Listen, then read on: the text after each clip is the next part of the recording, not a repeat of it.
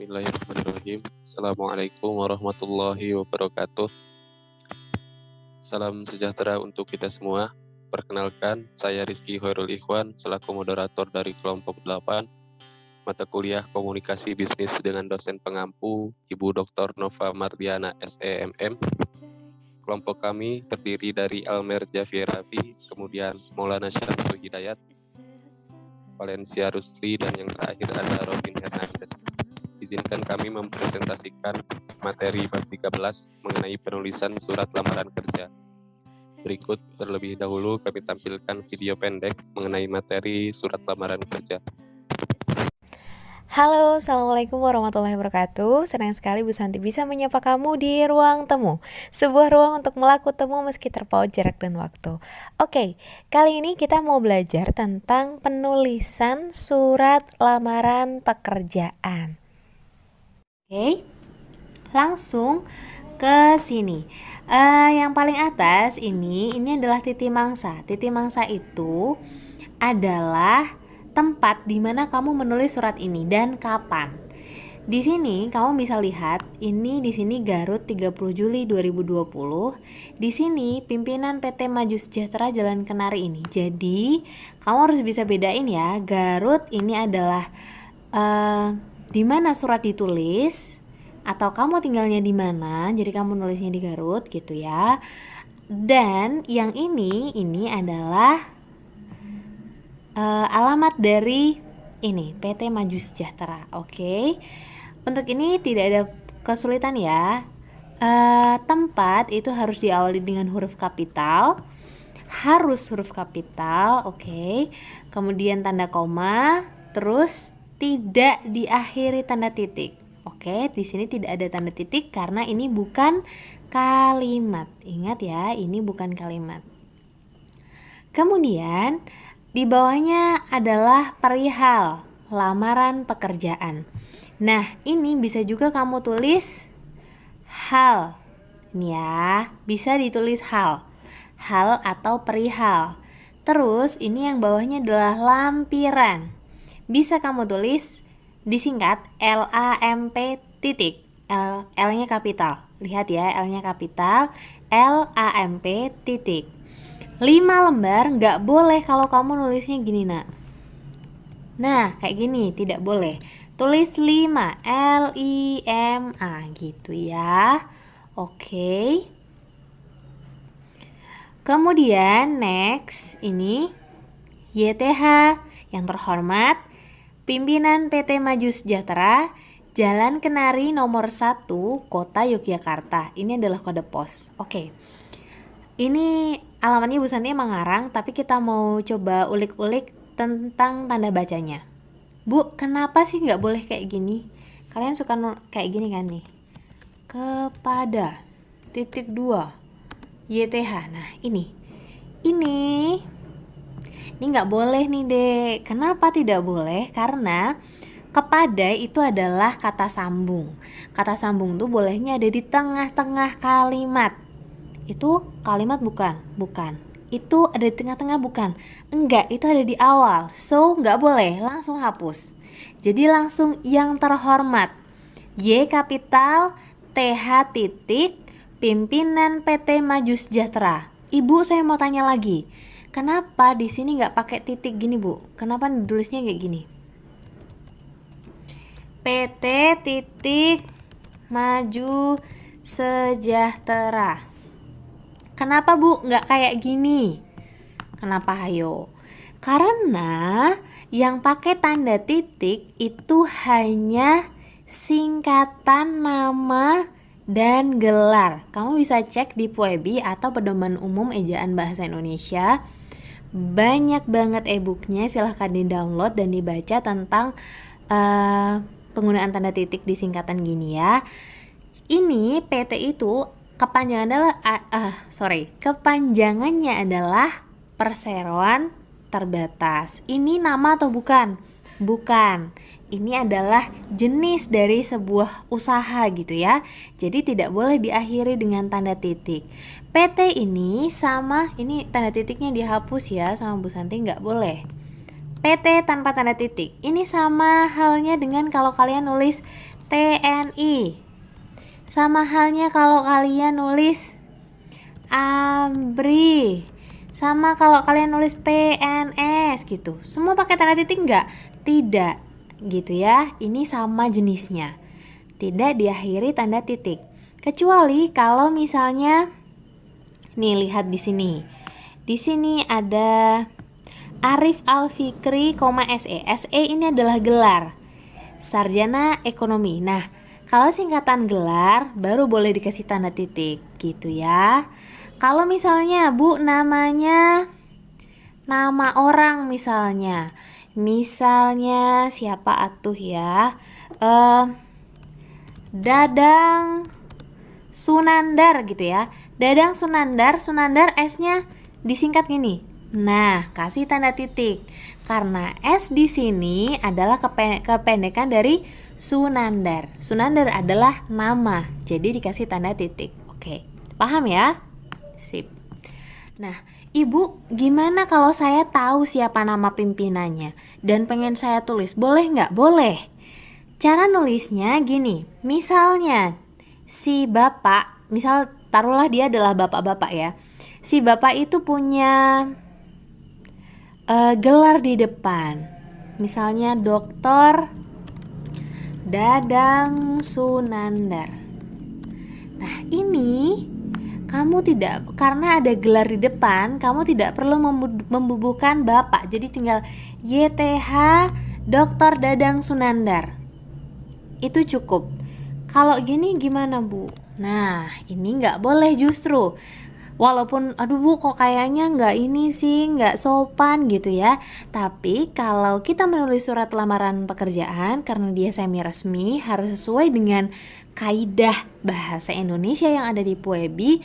Jadinya harusnya gini, kalau gelarnya si bapak atau si ibu itu ada di depan, berarti nggak usah pakai kata sapaan. Kata sapaannya kita hapus, nak. Nah, selain dokter bisa apa? Misalnya Profesor Doktor bisa, atau misalnya Haji Dadang Sunandar gitu. Tapi Bu, gimana kalau dia nggak punya gelar di depan, gelarnya di belakang? MAG misal. Nah, kalau gelarnya di belakang, otomatis di depan ini harus kamu kasih kata sapaan. Nah, gini, oke ya? Bisa dipahami nggak? Bisa dong ya. Gini. Ibu kasih tulis ya.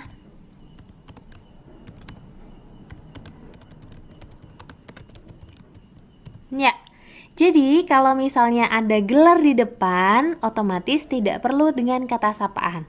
Tapi kalau gelarnya di belakang, otomatis harus menggunakan kata sapaan. Boleh Bapak atau Ibu. Oke, gitu ya. Sip.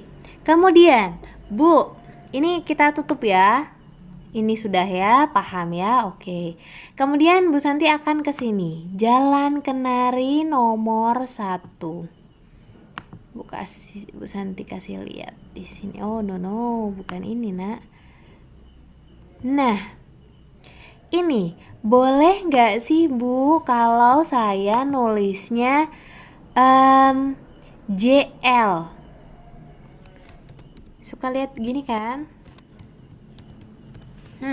Kayak gitu kan? Boleh nggak Bu? Gitu. Ini boleh nggak? Oh no, sayangnya nggak boleh. Jadi jalan itu harus ditulis JALAN. Nggak boleh JL, nggak boleh JLN. JLN itu juga nggak boleh. Kenapa Bu? Kalau saya suka lihat di pinggir-pinggir jalan suka banyak yang nulisnya JL titik. Ya berarti sayang sekali yang punya papan-papan di jalan itu tidak melihat kaidah bahasa Indonesia yang ada di PUEBI.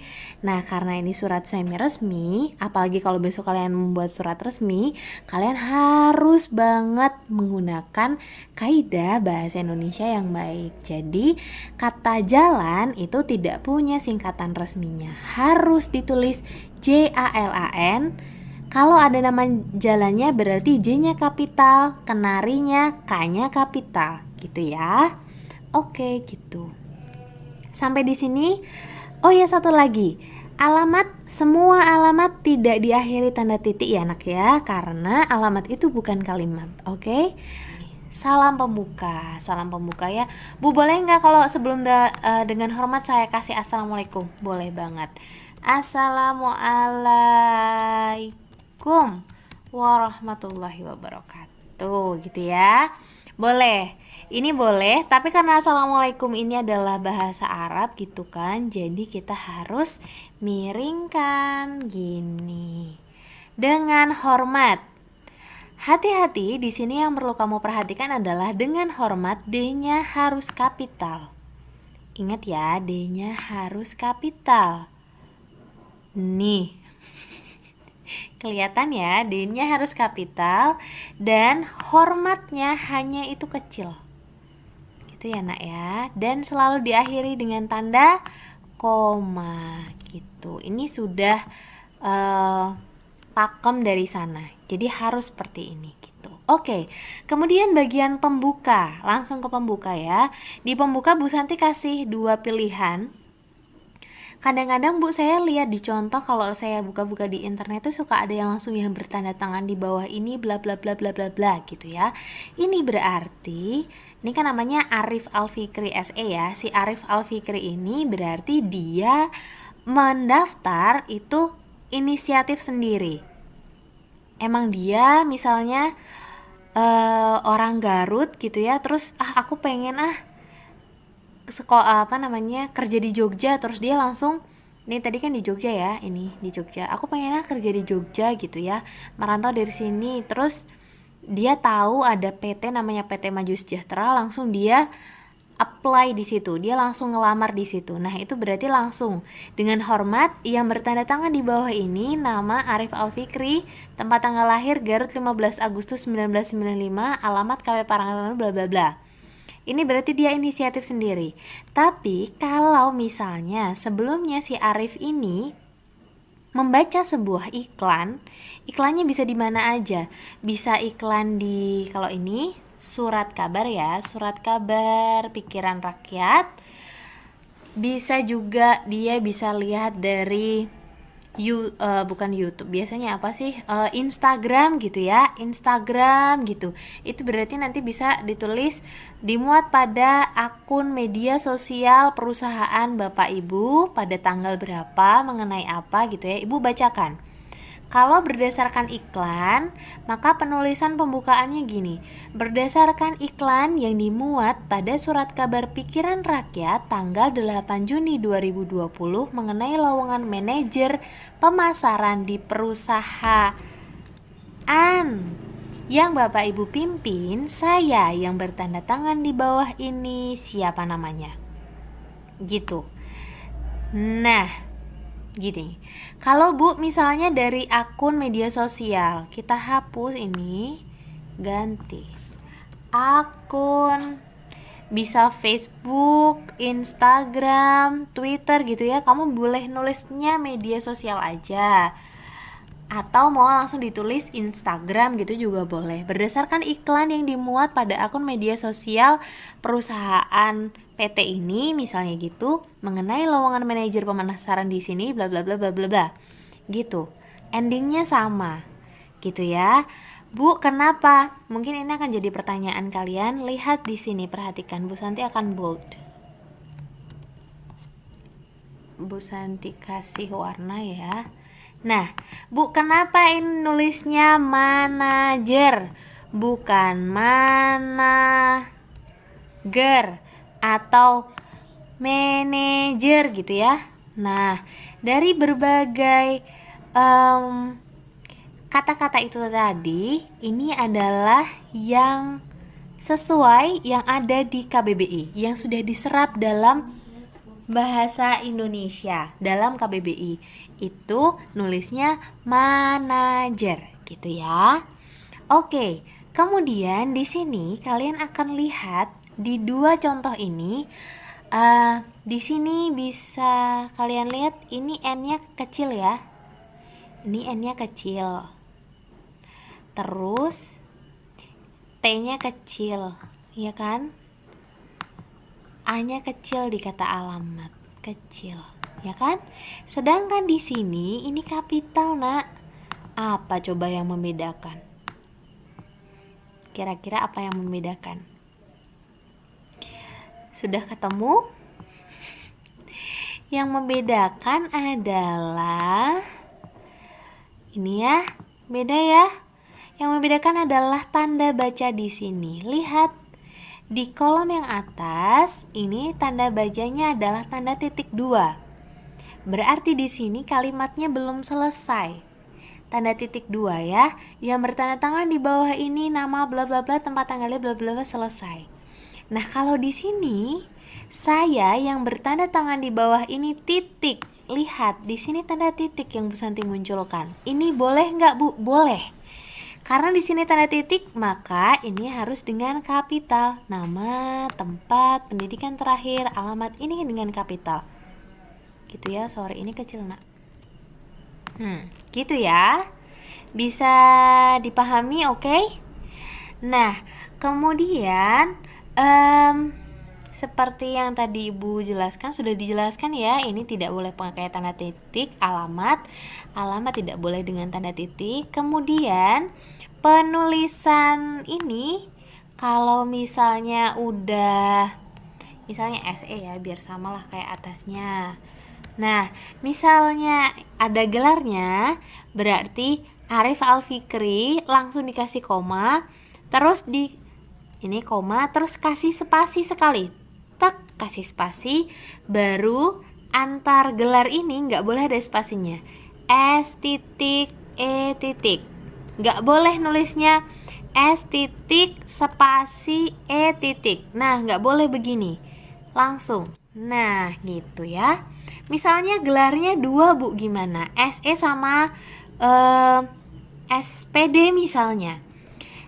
SE titik, kasih koma, kasih spasi, tulis gelar selanjutnya. S titik PD titik. Kemudian selanjutnya, dengan ini mengajukan diri untuk mengisi posisi manajer pemasaran di perusahaan yang Bapak Ibu pimpin. Sesuai dengan syarat-syarat yang ditentukan, berikut saya lampirkan titik 2. Lihat, karena di sini Bu Santi kasih tanda titik 2, maka di sini pakai huruf kecil.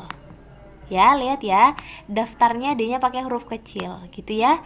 Beda lagi kalau misalnya Bu Santi nulisnya gini.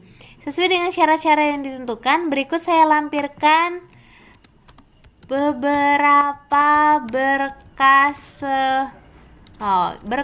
titik. Karena udah titik, nanti bawahnya sini harus pakai huruf kapital. Ini juga harus pakai kapital. Karena sini ini udah titik, sini huruf kapital, ini nggak usah pakai ini. Jadinya gini. Oke. Bisa dipahami ya, Nak ya?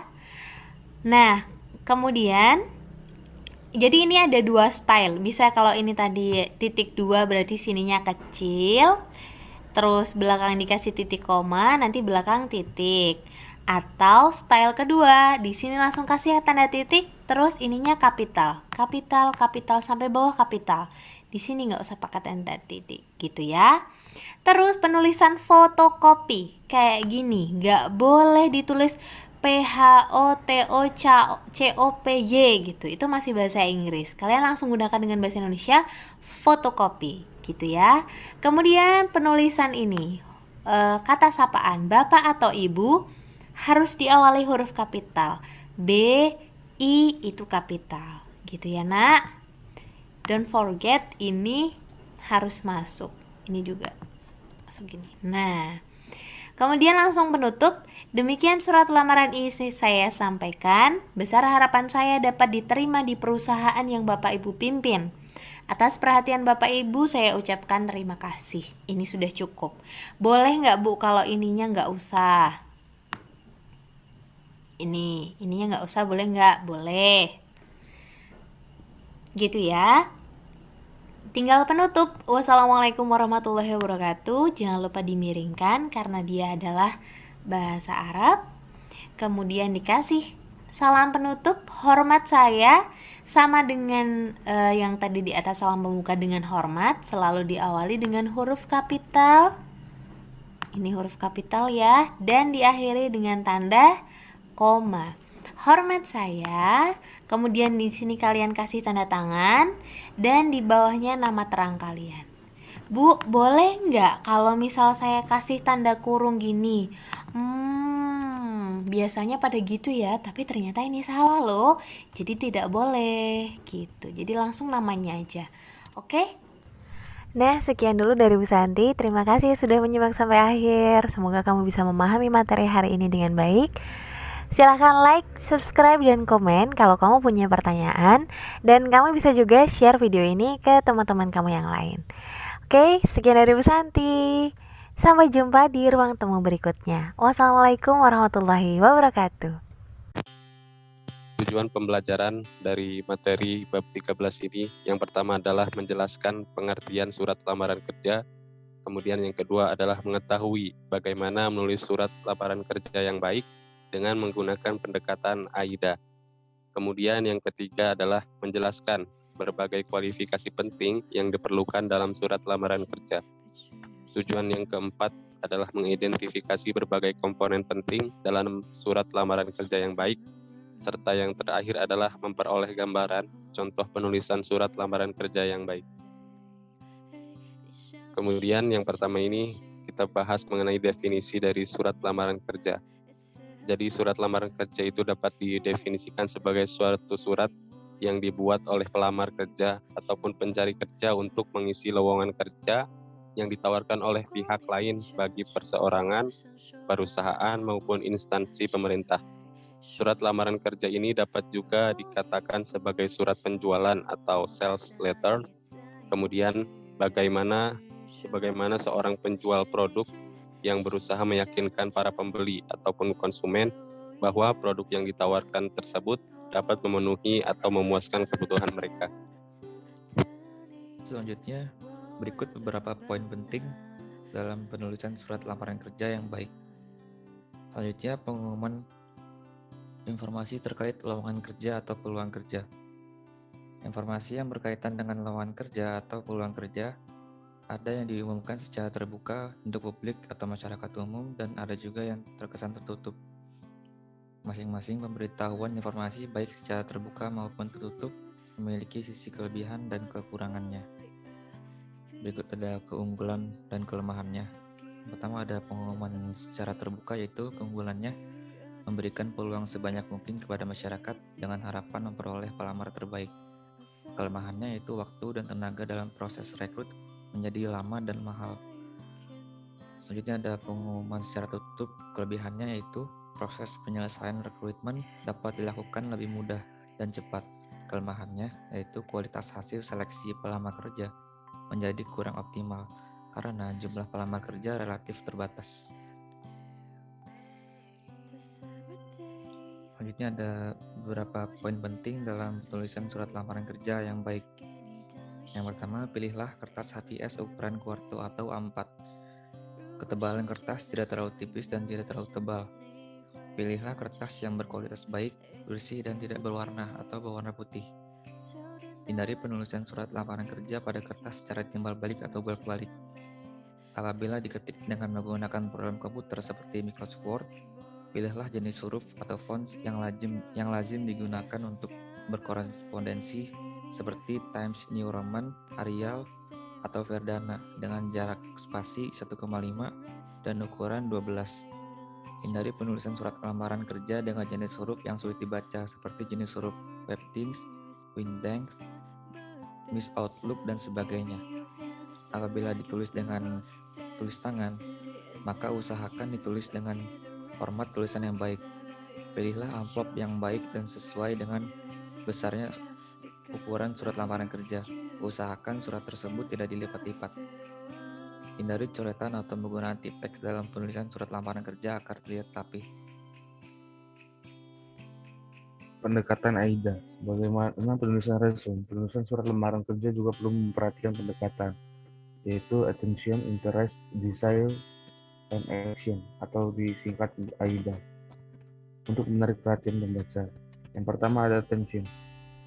Pelamar kerja harus meyakinkan pihak lain yang dalam hal ini adalah pemberi kerja bahwa dia memiliki sesuatu yang bermanfaat atau dapat menumbuhkan rasa tertarik bagi pihak lain itu. Yang kedua ada interest. Pelamar kerja harus dapat menarik perhatian dengan menjelaskan relevan pesan-pesan yang disampaikan. Yang ketiga ada desire. Pelamar kerja harus dapat menumbuhkan hasrat pembaca untuk mengetahui lebih jauh apa yang sudah dituliskan dalam surat lamaran kerjanya tersebut. Yang keempat ada action. Pelamar kerja harus dapat memberikan saran kepada pembaca atau pihak lain untuk mengambil suatu tindakan tertentu berkaitan dengan harapan atau keinginan dalam menulis surat tersebut. Selanjutnya ada pengorganisasian surat lamaran kerja. Secara umum, pengorganisasian penulisan surat lamaran kerja memiliki 3 bagian utama, yaitu paragraf pembuka, pertengahan, dan penutup. Paragraf pembuka. Surat lamaran kerja harus menyatakan secara jelas bahwa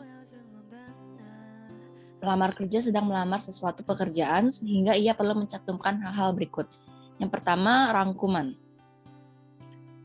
Pada bagian awal surat lamaran kerja perlu mengemukakan kualifikasi yang dimiliki, yang paling relevan dengan jabatan yang diinginkan, dan jelaskan bahwa kualifikasi tersebut akan menguntungkan atau memberikan manfaat bagi perusahaan atau lembaga yang menawarkan pekerjaan tersebut. Kedua, ada nama. Pelamar dapat menyebutkan nama seorang yang sudah dikenal oleh pembaca yang menyarankan pelamar bekerja untuk di perusahaan tersebut. Lalu ada sumber publikasi. Sumber publikasi merupakan sebutan dari mana pekerjaan memperoleh informasi terkait lowongan pekerjaan di perusahaan tersebut. Lalu ada pertanyaan. Gunakan kalimat tanya di awal paragraf untuk menarik perhatian pembaca yang menunjukkan bahwa pelamar kerja mengetahui masalah, kebutuhan, dan tujuan suatu perusahaan serta mempunyai keinginan untuk dapat membantu memecahkan masalah tersebut. Yang kelima ada cuplikan berita. Pelamar dapat mencantumkan cuplikan berita yang menyebutkan bahwa suatu perusahaan sedang membuka kantor cabang, mengeluarkan produk baru, memerlukan staf tambahan, dan lain sebagainya. Lalu ada paragraf pertengahan. Dalam paragraf pertengahan ini, pelamar kerja perlu mendiskusikan kualifikasi yang dimilikinya dari sudut pandang pembaca atau employee yang mencakup pendidikan. Lalu pengalaman kerja, dan yang terakhir sikap, minat, aktivitas, dan kualitas. Next. Lalu yang terakhir ada paragraf penutup. Paragraf terakhir dari surat lamaran kerja pada umumnya berisi suatu harapan tindakan atau action sebagaimana yang terdapat pada surat-surat penjualan. Pelamar kerja dengan jelas menyatakan keinginannya untuk melakukan wawancara sesuai dengan waktu yang telah disediakan oleh perusahaan atau lembaga yang dilamar. Pada umumnya, di bagian terakhir ini berisi suatu harapan tindakan yang terdapat pada surat-surat penjualan. Pelamar dapat mencantumkan alamat yang jelas, email, serta nomor telepon yang dapat dihubungi. Baik. Yang terakhir kita akan membahas beberapa tips untuk pelamar kerja. Ada beberapa hal yang perlu diperhatikan oleh pelamar kerja guna tercapainya tujuan. Yang pertama, hal yang perlu diperhatikan antara lain, pelamar kerja harus mempunyai kualifikasi atau pengalaman kerja untuk mengisi posisi pekerjaan yang dikehendaki dalam suatu perusahaan. Kemudian, bangkitkan minat terhadap kualifikasi yang dimiliki, tunjukkan hal-hal yang positif, usahakan surat lamaran kerja rapi, bersih, serta menarik. Selanjutnya, tulislah surat dari sudut pandang pembaca, bukan dari sudut pandang penulis. Dan yang terakhir, tekankan hal-hal yang membedakan dengan pelamar lainnya. Kemudian ada juga beberapa hal yang harus dihindari. Antara lain yaitu jangan melamar pekerjaan di luar kemampuan Anda. Selanjutnya, jangan mengirimkan surat lamaran kerja hasil fotokopi. Kemudian, jangan mengatakan bahwa Anda menerima jenis pekerjaan apa saja. Hindari kata-kata yang berlebihan. Jangan meminta belas kasihan terhadap perusahaan yang dilamar. Hindari untuk mempermasalahkan gaji, kecuali ketika ditanyakan pada saat wawancara kerja. Serta yang terakhir, jangan memberi komentar langsung tentang karakter pribadi kalau tidak diminta. Sekian untuk tips yang harus diperhatikan oleh pelamar kerja. Untuk selanjutnya, saya serahkan kembali ke moderator. Sekian presentasi dari kelompok kami. Semoga bermanfaat. Terima kasih atas perhatiannya. Assalamualaikum warahmatullahi wabarakatuh.